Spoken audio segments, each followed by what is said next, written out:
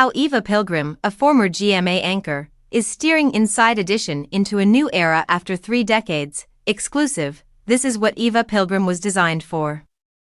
Pilgrim, who grew up watching Inside Edition on TV constantly, admits to being slightly floored to be the next anchor of the adored news magazine, as she tells People. She will be the 4th host in the history of the show, replacing Deborah Norville, who left in May. When I think back to my first job, my mother was still giving me money for food because she was concerned that I wasn't getting enough of it.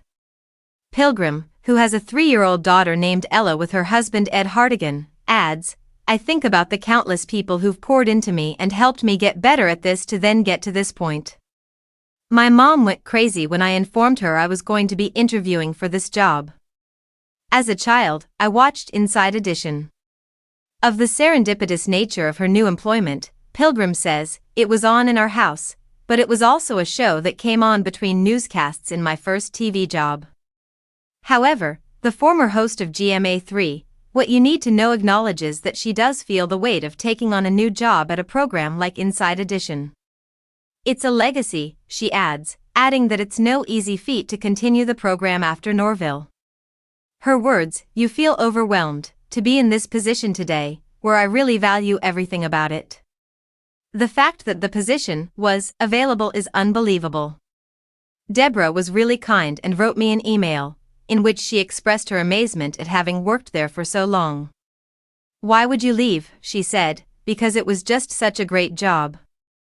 Because it's so wonderful, it's one of those occupations that people never quit. Pilgrim was born in Seoul, South Korea, into a military family. Her father is from South Carolina, while her mother is Korean. She considered herself an army brat growing up. We moved all over the place, literally 4 times in 1st grade. I always tell everyone that, Pilgrim laughs.